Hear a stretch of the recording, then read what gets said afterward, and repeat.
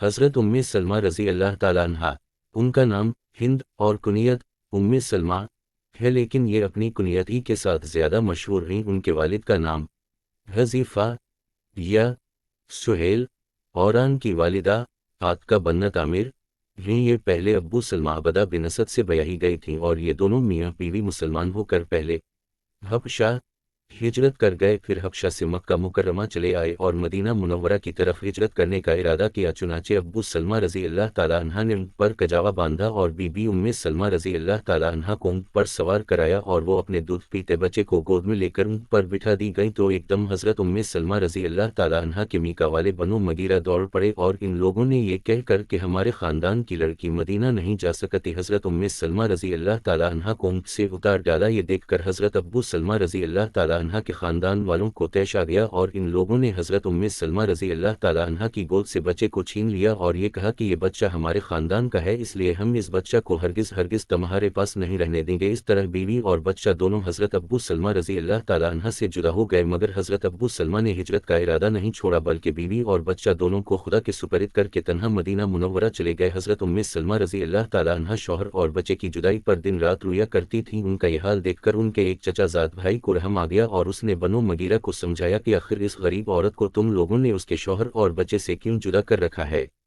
کیا تم لوگ یہ نہیں دیکھ رہے ہو کہ وہ ایک پتھر کی چٹان پر ایک ہفتہ سے اکیلی بیٹھی ہوئی بچے اور شوہر کی جدائی میں رویا کرتی ہے؟ آخر بنو مغیرہ کے لوگ اس پر رضامند ہو گئے کہ ام سلمہ رضی اللہ تعالیٰ عنہ اپنے بچے کو لے کر اپنے شوہر کے پاس مدینہ چلی جائے۔ پھر حضرت ابو سلمہ رضی اللہ تعالیٰ عنہ کے خاندان والوں نے بھی بچہ کو حضرت ام سلمہ رضی اللہ تعالیٰ عنہ کے سپرد کر دیا اور حضرت ام سلمہ رضی اللہ تعالیٰ عنہ بچے کو گود میں لے کر ہجرت کے ارادہ سے ان پر سور ہو گئیں، مگر جب مقام تنعیم میں پہنچے تو عثمان بن طلحہ راستہ میں ملا جو مکہ کا مانا ہوا ایک نہایت ہی شریف انسان تھا۔ اس نے پوچھا کہ ام سلمہ رضی اللہ تعالیٰ عنہ کہاں کا ارادہ ہے؟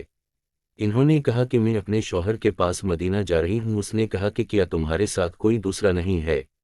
حضرت ام سلمہ رضی اللہ تعالیٰ عنہ نے درد بھری آواز میں جواب دیا، میرے ساتھ میرے الف اور میرے اس بچہ کے سوا دوسرا کوئی نہیں ہے۔ یہ سن کر عثمان بن طلحہ کو شریفانہ جذبہ آ گیا اور اس نے کہا کہ خدا کی قسم میرے لیے یہ ضد نہیں دیتا کہ تمہارے جیسی ایک شریف زادی اور ایک شریف انسان کی بیوی کو تنہا چھوڑ دوں۔ یہ کہہ کر اس نے ان کی مہر اپنے ہاتھ میں لی اور پیدل چلنے لگا۔ حضرت ام سلمہ کا بیان ہے کہ خدا کی قسم میں نے عثمان بن طلحہ سے زیادہ شریف کسی عرب کو نہیں پایا۔ جب ہم کسی منزل پر اترتے تو وہ الگ دور جا کر کسی درخت کے نیچے سو رہتا اور میں اپنے اونٹ پر سو رہتی، پھر چلنے کے وقت وہ اونٹ کی مہر ہاتھ میں لے کر پیدل چلنے لگتا۔ اسی طرح اس نے مجھے قباء تک پہنچا دیا اور یہ کہہ کر واپس مکہ چلا گیا کہ اب تم چلی جاؤ، تمہارا شوہر اسی گاؤں میں ہے۔ چنانچہ حضرت ام سلمہ رضی اللہ تعالیٰ عنہ بخیریت مدینہ پہنچ گئیں۔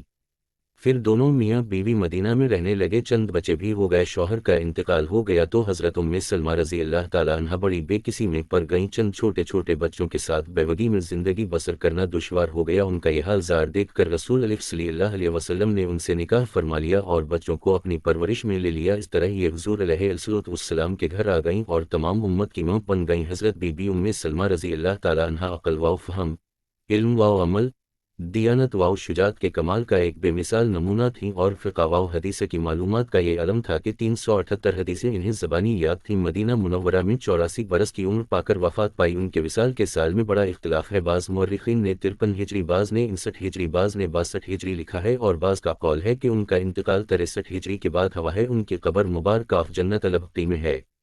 تبصرہ الف اکبر، حضرت بی بی ام سلمہ رضی اللہ تعالیٰ عنہ کی زندگی صبر و استقامت، جذبہ ایمانی، جوش اسلامی، زاہدانہ زندگی، علم و عمل، محنت و جفاکشی، عقل و فہم کا ایک ایسا شاہکار ہے جس کی مثال مشکل ہی سے مل سکے گی۔ ان کے کارناموں اور بہادری کی داستانوں کو تاریخ اسلام کے اوراق میں پڑھ کر یہ کہنا پڑتا ہے کہ اے آسمان بول، اے زمین بتا، کیا تم نے حضرت ام سلمہ رضی اللہ تعالیٰ عنہ جیسی شیر دل اور پیکر ایمان عورت کو ان سے پہلے کبھی دیکھا تھا؟ ماں بہنوں، تم پیارے نبی صلی اللہ علیہ وسلم کی پیاری بیبیوں کی زندگی سے سبق حاصل کرو اور خدا کے لیے سوچو کہ وہ کیا تھیں اور تم کیا ہو۔ تم بھی مسلمان عورت ہو، خدا کے لیے کچھ تو ان کی زندگی کی جھلک دکھاؤ۔